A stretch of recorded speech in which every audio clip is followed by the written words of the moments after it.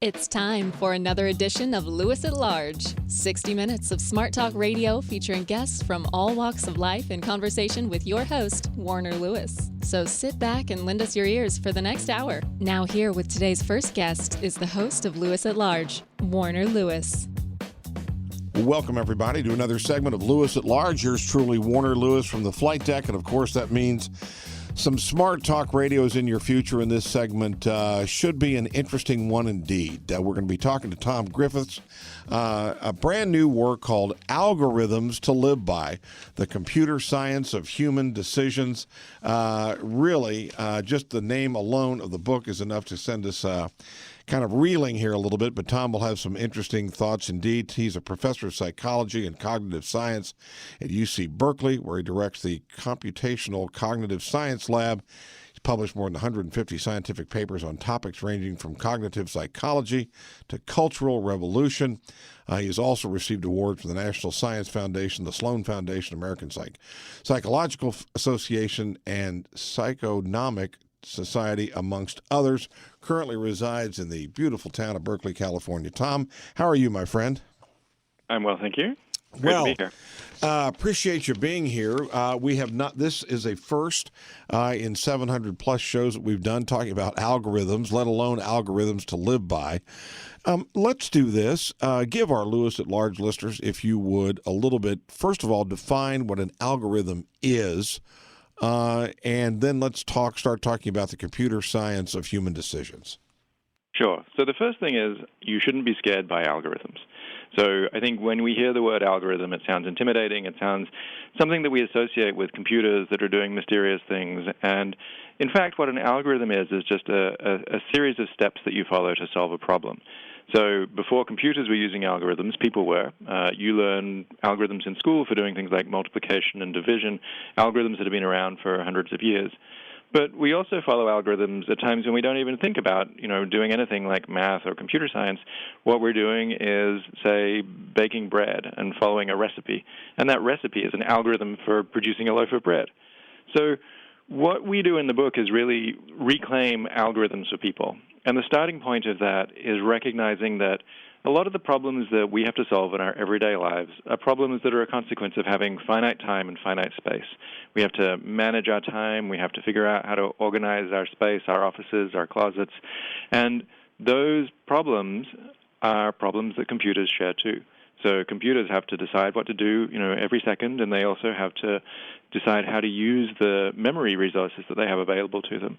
And as a consequence of that, there's a bunch of algorithms that have been used in computer science that are just as relevant to solving problems in human lives, but they're not the algorithms that you might learn in school.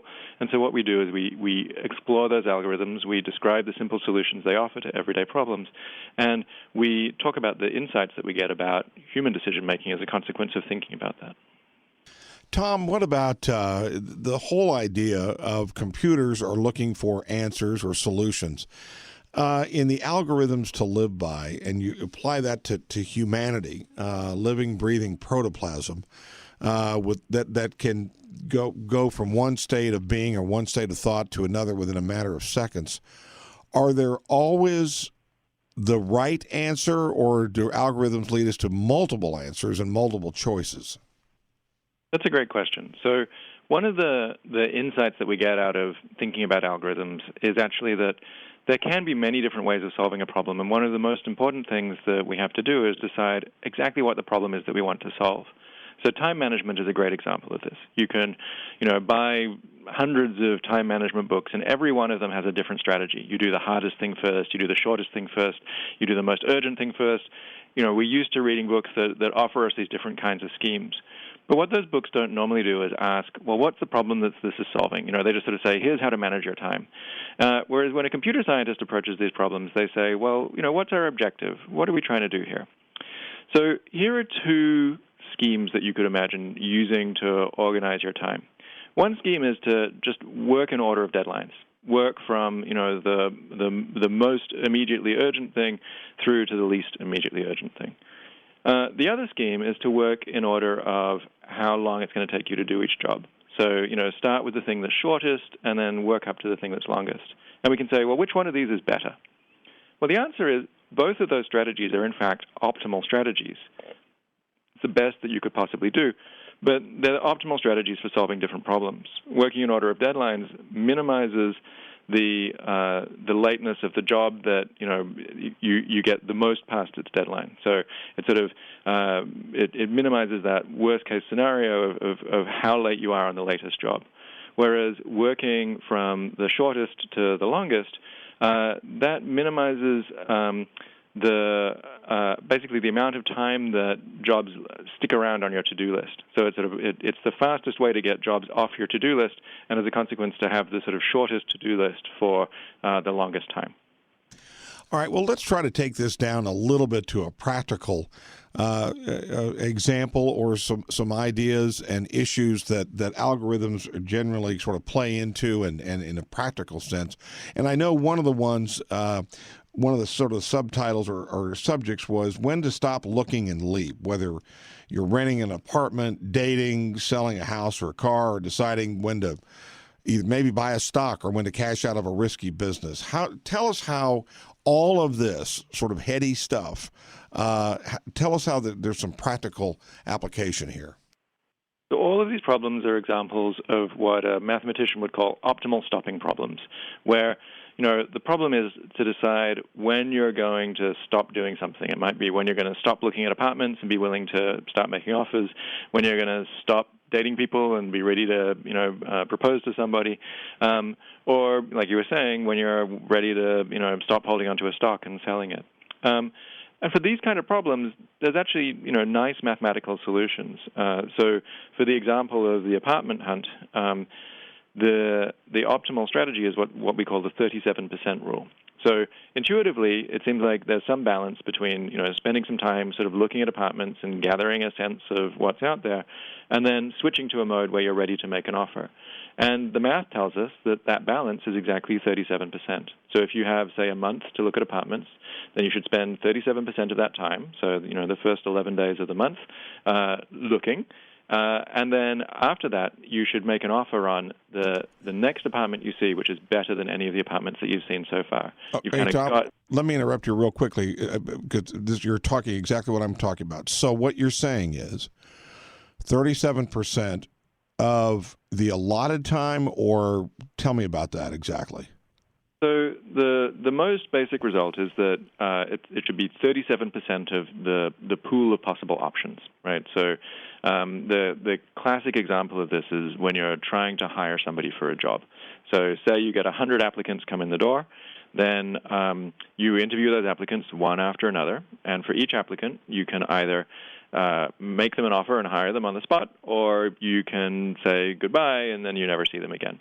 And so of those 100 applicants, you should look at the first 37 to get a sense of, what the applicants are like, and then you should be ready to make an offer after that.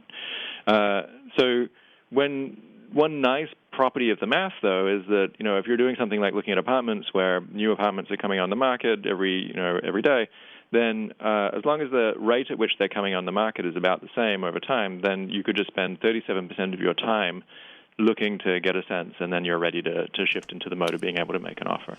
What about the randomness, though? Let's use the employee search for an example. Let's say you have truly 100 applicants. You interview 37, and you go, you know what? I heard an interview on the radio where Tom Griffiths said, at this point, the applicant pool is such that I should be able to find what I'm looking for out of this group. Is that just math? That's just simple math that says that's going to happen. What happens if the perfect person happens to be number 63? So to be precise, what the math says is you burn through the first 37%. So you don't make an offer to any of them, and then you just use that to set your standard, and then you're ready to make an offer after that.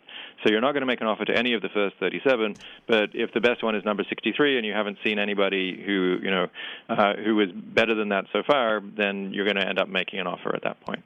So you're right, though, that what that does is it commits you to, missing out on some of the options. So this math, what it guarantees is it maximizes the probability that you end up with the very best person. But it turns out that the probability that you do that is also 37%. So The bad news is, you only get a probability of 37% of finding the very best person. But the good news is that's the best you could possibly do. And it works no matter how large the pool is. So if the pool is 100 people or 1,000 people or 1,000,000 people, you still have a 37% chance of finding the very best person by following this algorithm. Again, if you just joined us, yours truly, Warner Lewis from the flight deck of Lewis at Large. We're in the midst of an interesting one, talking about a brand new work called Algorithms to Live By, The Computer Science of Human Decisions by Brian Christian, Tom Griffiths. We're interviewing right now, and he is not part of the 37%. He's a special part, and he's a professor of psychology and cognitive science at UC Berkeley, where he directs the computational cognitive science lab there. Tom, let's take that 37% rule or 37% rule out. I'm looking for a new car, and I have looked at 10 cars? Or is my goal to look at 10 cars, but after the third or fourth one, I should be able to make a decision?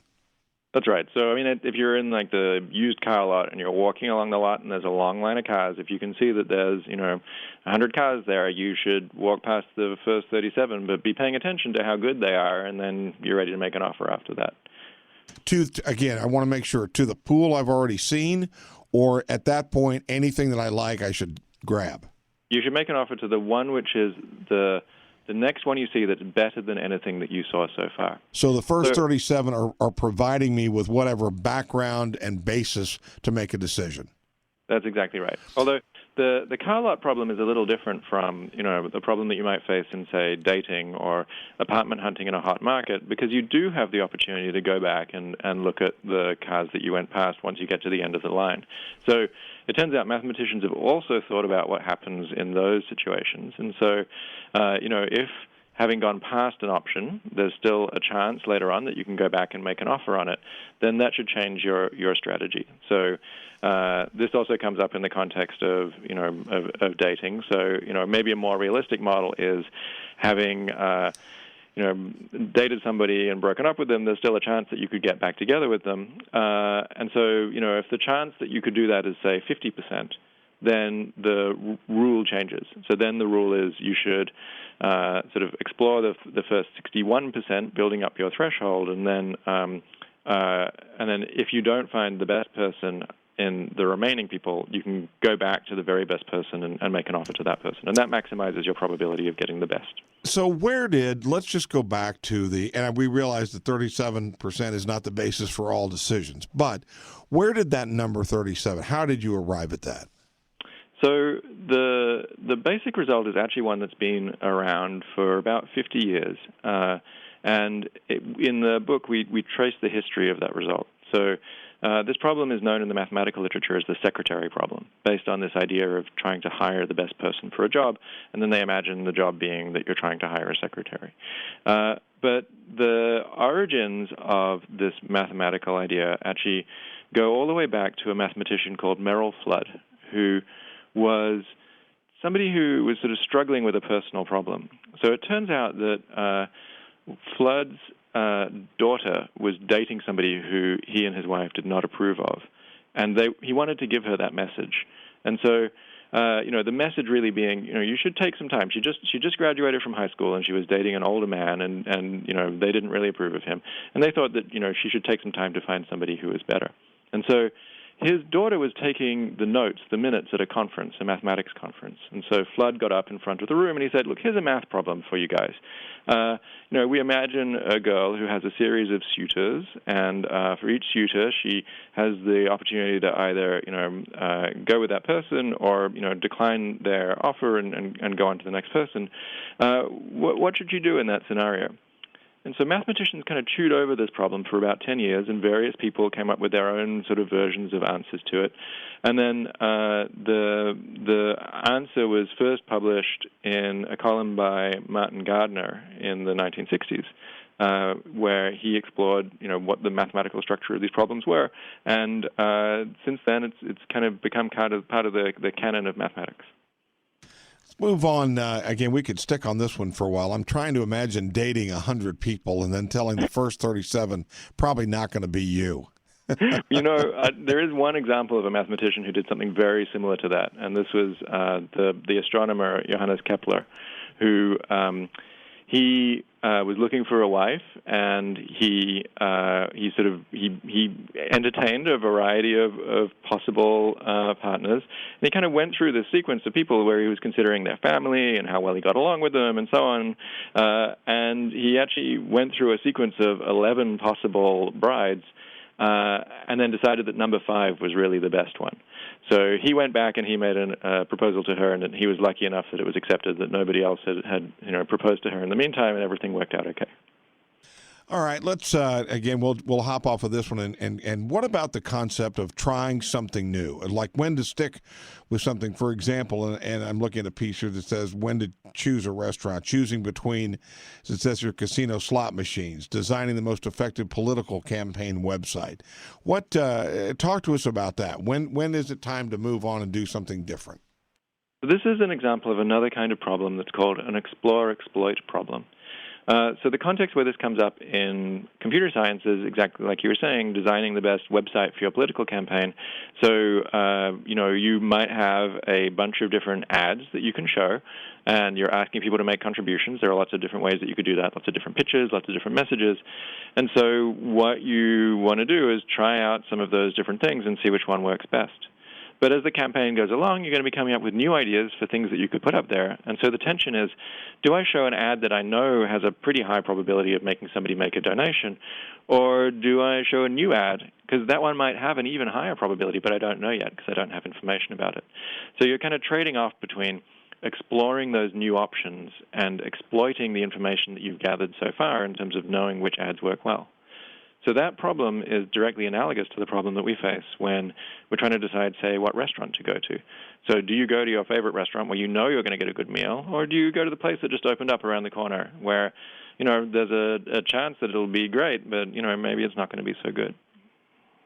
What about also, this is an interesting one, what to keep and where to put it. For example, you're cleaning a clothes closet, organizing a desktop, or setting up a filing system.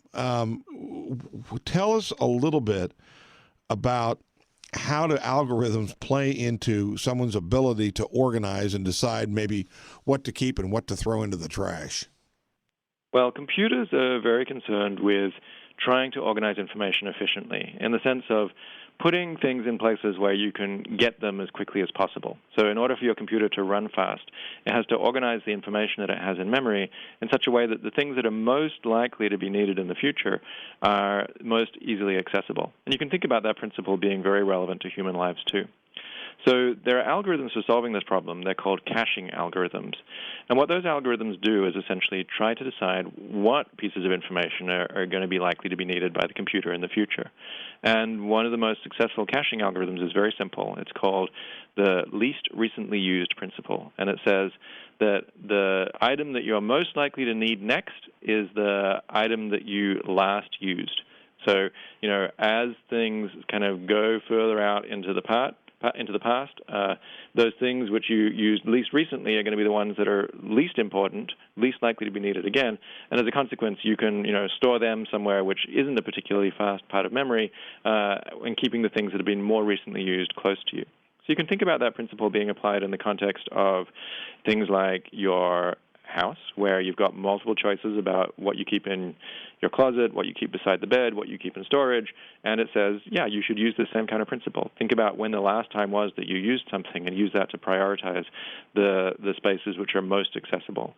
But also in your office, it is actually a suggestion that the kind of filing system that many of us end up using by default, which is basically a big pile of papers on your desk, is actually a pretty good way of organizing information. So a big stack of papers instantiates this least recently used principle because the thing that's on the top of the stack is the thing that you touched last. And as a consequence, it's the thing that you're most likely to need again in the future. And as you go down the stack, then things are going sort of further into the past and being less likely to be needed. And in fact, if you needed to, make your stack smaller and throw some stuff out, you should take the stuff that's on the very bottom of the stack, that's the least recently used part, and toss it away.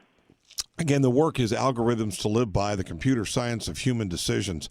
Tom, let's go a little bit more global here. Let's get it out of the realm of just the individual. Apply these concepts and this thought process, for example, to the United States military in making various decisions, or the U.S. intelligence community on who they're either spying on or making those kinds of tactical decisions, how would this apply into that world?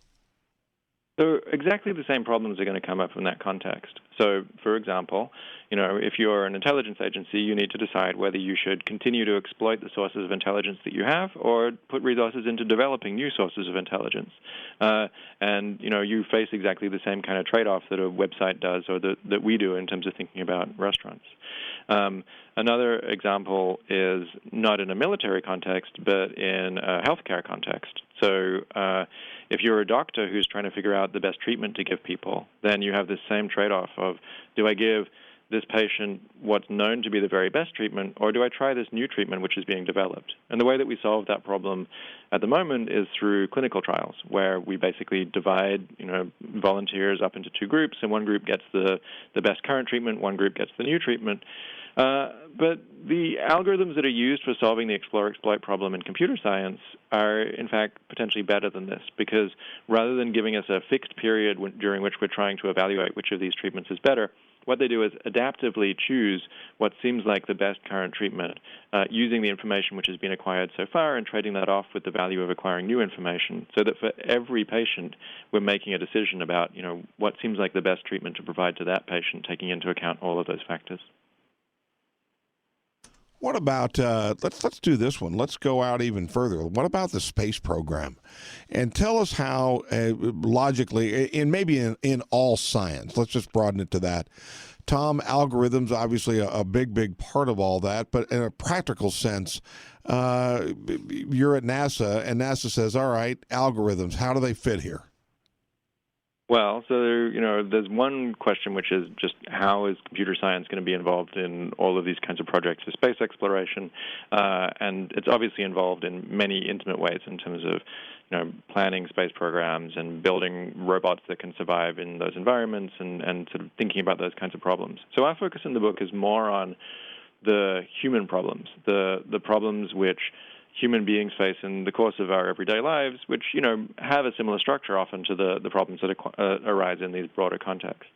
So one example of a problem which is like this, which comes up in our everyday lives, but is sort of also relevant to thinking about, the future of the human race, is what we call the problem of predicting the future. So the basic setup here is you've observed something that's been around for a certain amount of time, and you want to make a prediction about how long it's going to continue to exist.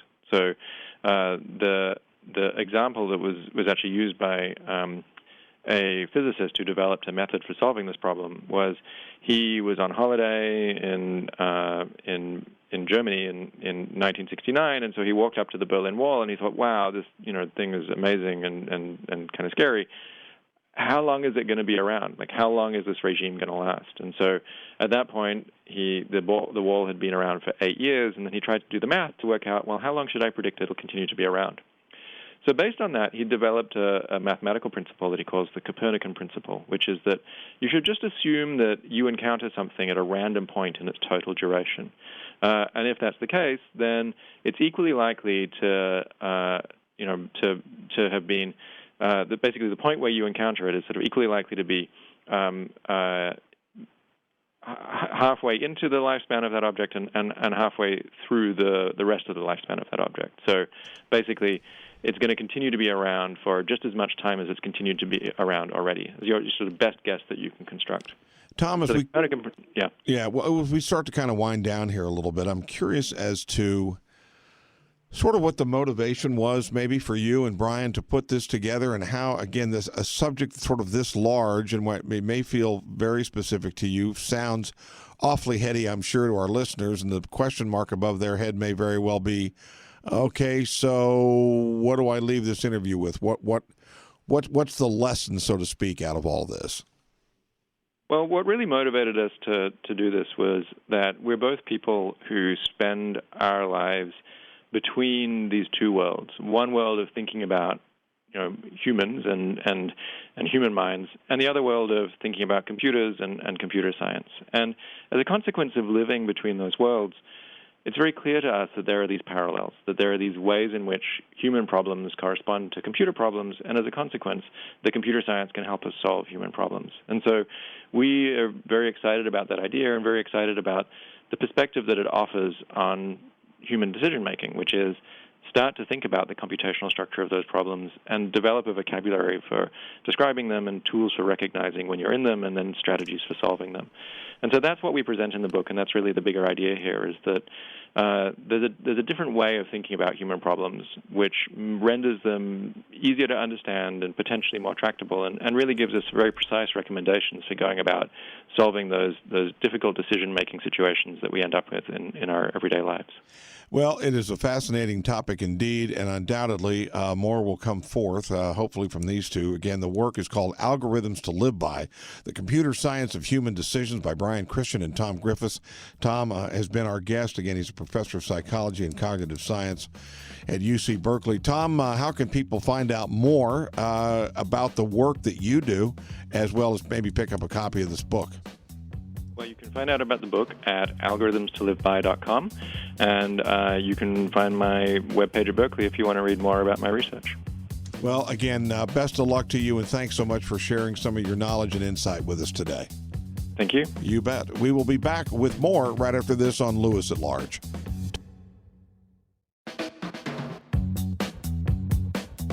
Well, welcome everybody to another segment of Lewis at Large. Yours truly, Warner Lewis from the flight deck. And of course, again, Smart Talk Radio is absolutely in your future. And this segment should be an interesting one indeed. We're going to be talking to Dr. Ellen Moyer. She is an independent environmental consultant with a BA in anthropology, MS in environmental engineering, and a PhD in civil engineering. With over 30 years of professional experience, she's a registered professional engineer in 4 states, as well as a U.S. Green Building Council Leadership and Energy and Environmental Design accredited professional. That is a mouthful. Should be an interesting conversation about the environment and a brand new work called Creating Great Times for Our Earth, Our Species, and Ourselves. And should be interesting.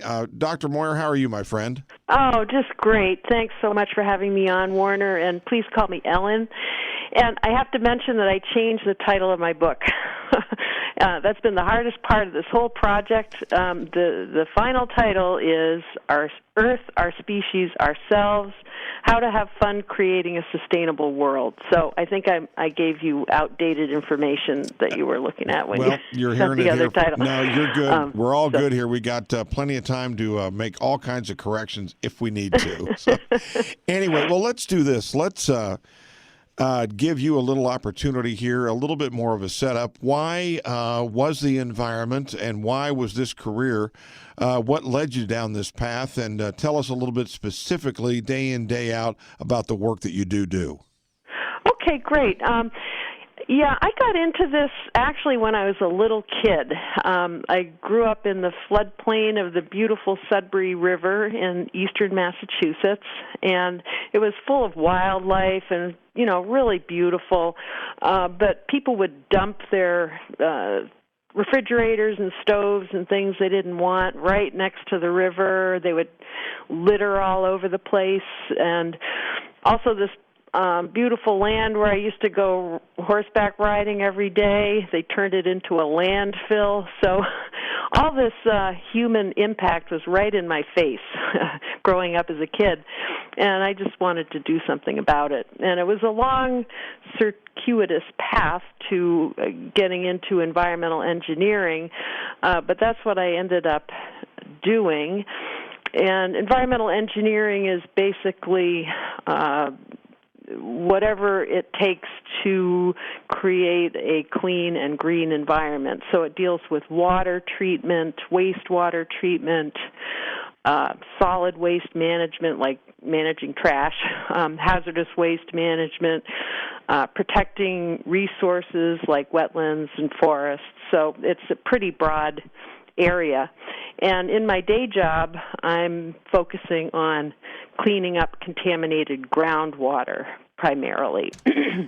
And I got into a lot of writing and speaking about 10 years ago when in my area here in Western Mass, several large wood-burning power stations were proposed. And at first I thought, oh, cool, that sounds really clean and green. But when I looked into these projects, I realized how devastating they were in all different ways, economically, environmentally. It would wreck communities, just really, really bad all the way around.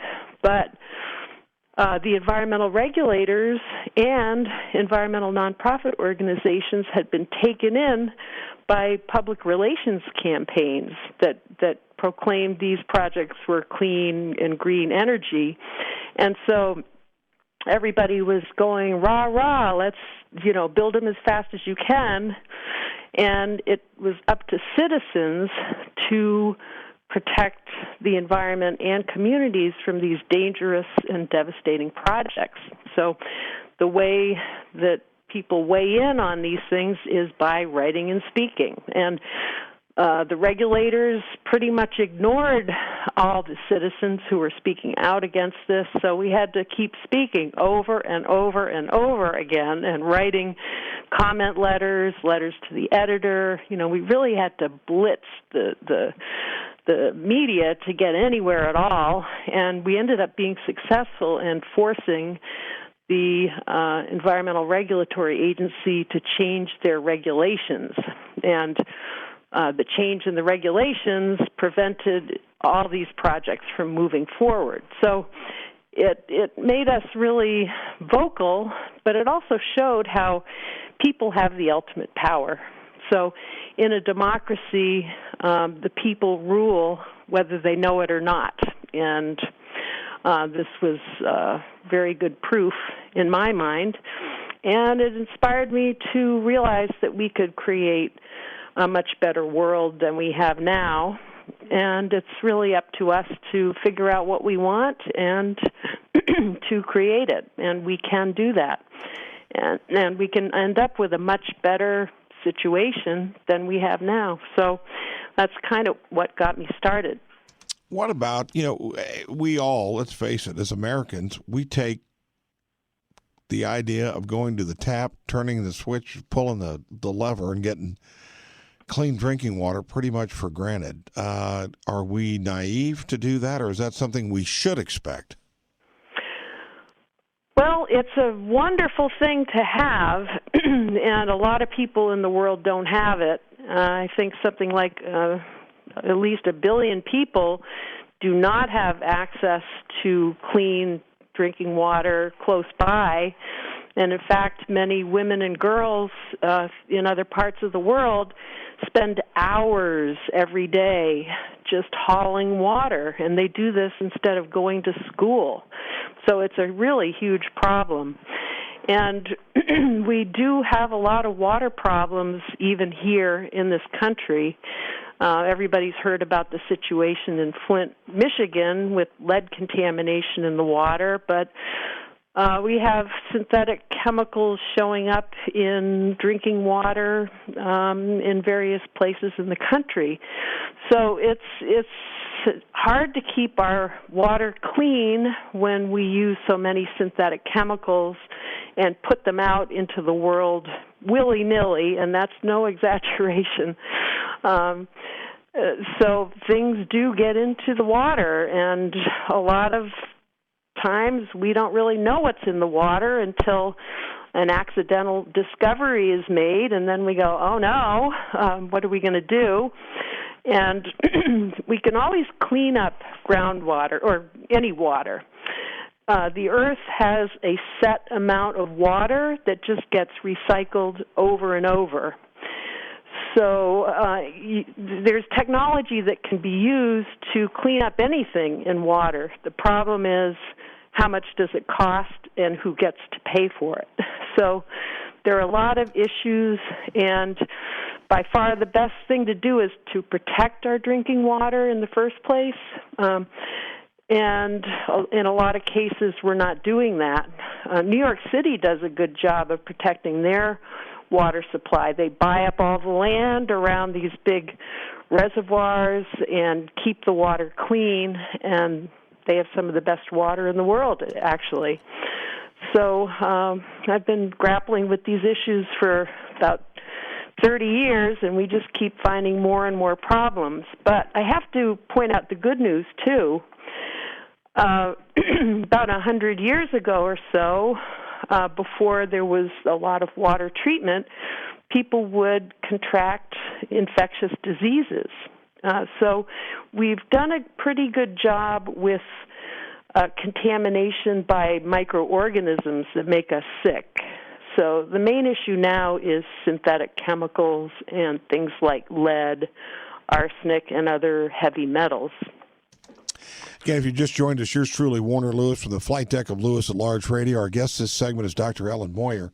She's an independent environmental consultant, and with over 30 years of experience, she's a registered professional engineer, et cetera, et cetera. Ellen, let's talk about the generations. Earth Day, so to speak, is still alive and well after many, many decades, started kind of by baby boomers. But talk to us about the attitudes of today's, at least American society, towards the environment in general, clean water, clean air, et cetera, from where you sit.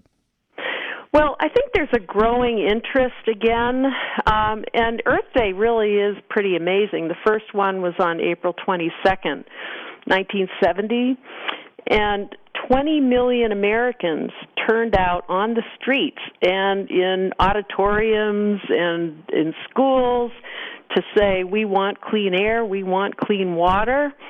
And within 1 year of that date, the Environmental Protection Agency was formed, and 7 major pieces of legislation were passed. So it had a big impact.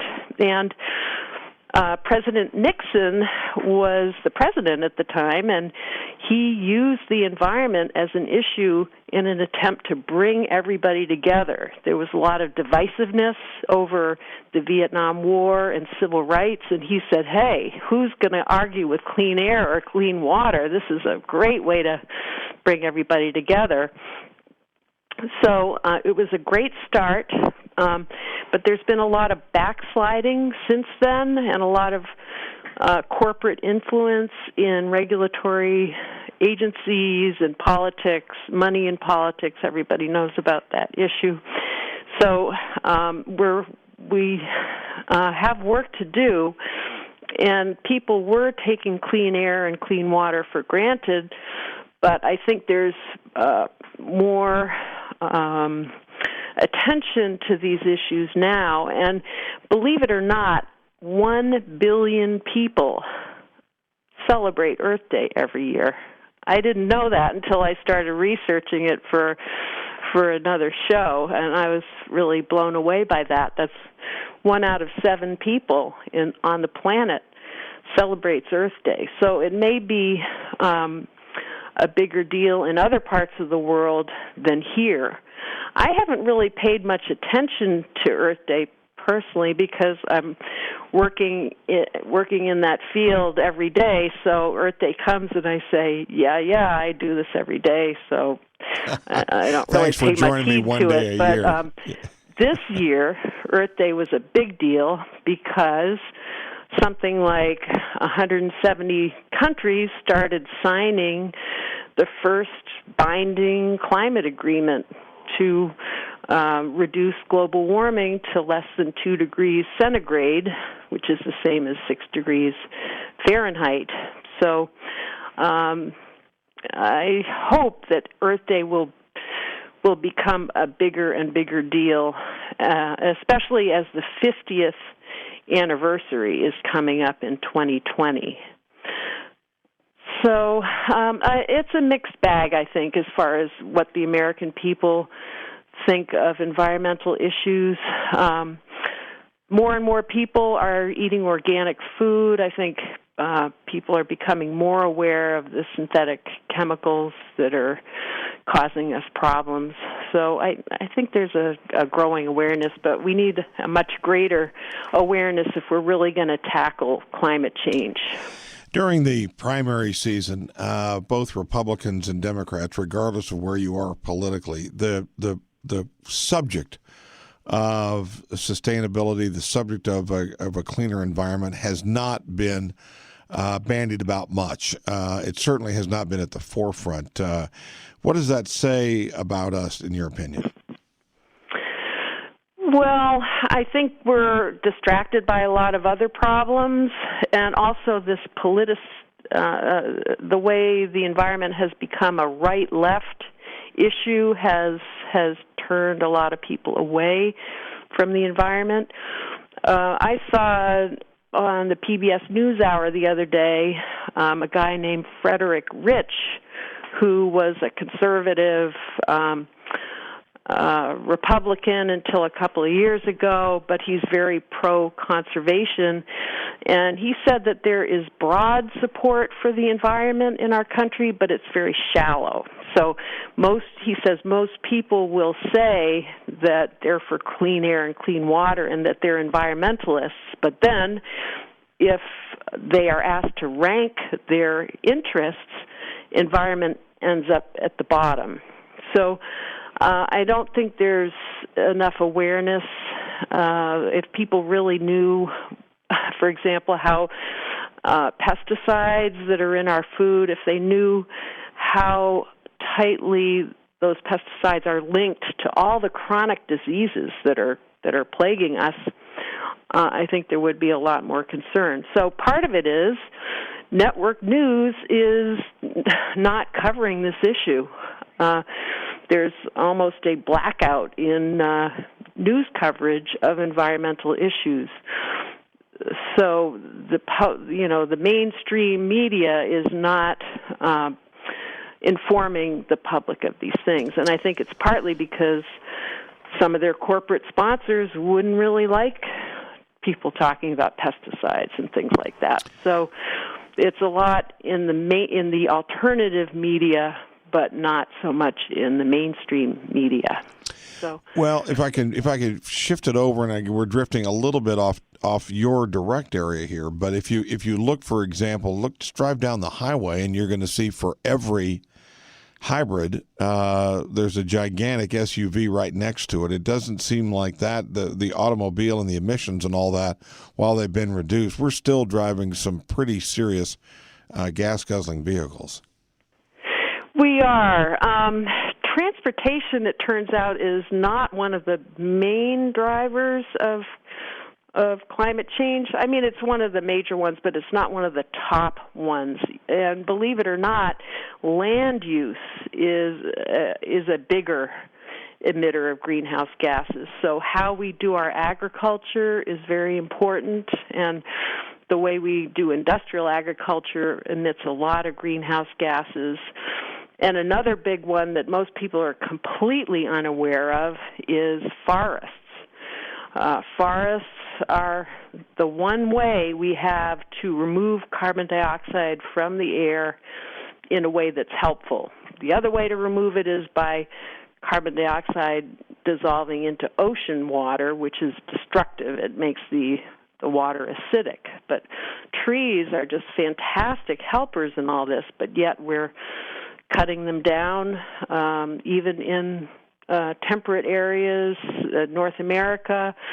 People think of rainforests as being the important forests, but our forests are just as important, and most people are unaware that we are clear-cutting right here at home.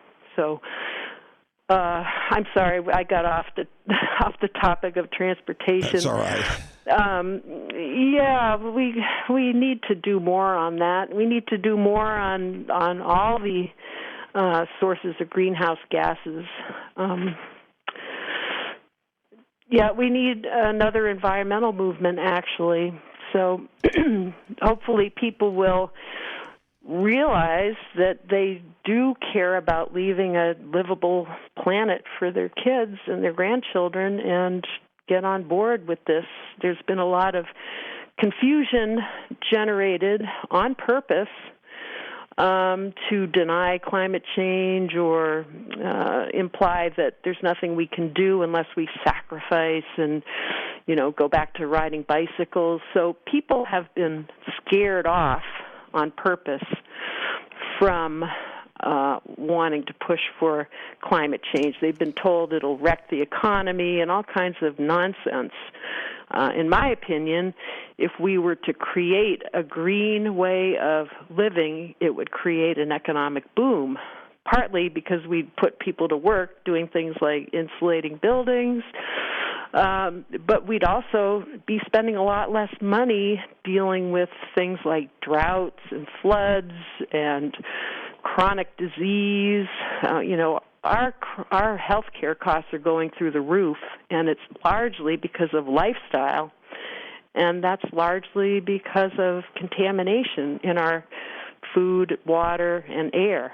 So I think we need to put the pieces together and inform citizens of what's going on with the environment. And if people are more aware, I think they're going to make more of a ruckus about this and say, hey, we do want a clean environment, and Earth Day in 1970 didn't get the job done. We need to do more, and it's a heavy lift, but we need to do it, especially with climate change. Again, if you just joined us, we're talking to environmental engineer Dr. Ellen Moyer. Brand new workout called Our Earth, Our Species, Ourselves, How to Have Fun Creating a Sustainable World. Let's, as we kind of start to wind down here, Ellen, how can we have fun trying to remember all the things we're supposed to be doing here for Mother Earth? Well, when I use the word fun, it has a lot of levels to it. There's, kind of a rocking good time kind of fun. Then there's fun that you have when you're living your life purpose and doing something that helps other people and helps the planet, and just satisfaction from that. And there's also fun when you feel healthy and you're eating good food, you're getting exercise, you feel like you're not sick, you're just you have energy and vitality. So all these things can be had by creating a sustainable world. And just in our daily lives, we make a big impact, whether we like it or not, whether we know it or not, whether we want to or not, just by how we buy products, especially food. We can make a pretty good impact just by eating organic food and not wasting food. This cuts down on greenhouse gases. It cuts down on contamination of water and air. It cuts down on killing of wildlife. So it has a lot of great impacts. So that's an example of how we can have fun creating a sustainable world. We can eat good food that makes us feel good and be benefiting the planet at the same time. So it's hard to summarize in a minute or two all that this entails. But we can also have fun when we join with other people in trying to do something. For example, people who are pushing for climate change and going and joining the People's Climate March, they have a good time when they do these things, and that is fun. So I'm not saying all push for change is fun. In the civil rights movement, for example, there was a lot that was not at all fun. It was bloody and painful and very serious. But we can also choose to look at things as fun. We make up what we think. So we can approach the idea of creating a sustainable world as being fun. So a lot of it is completely up to us. So there are a lot of levels to it, as you can tell. And I need to correct you on one other thing. My book isn't quite out yet. It'll be out at the end of the year. Okay. All right. But it will be titled Our Earth, Our Species, Ourselves, How to Have Fun Creating a Sustainable World. Ellen, until the work does come out, how can people find out more information about you, some of your other writings, of which there are numerous, and how can they find out just a little bit more?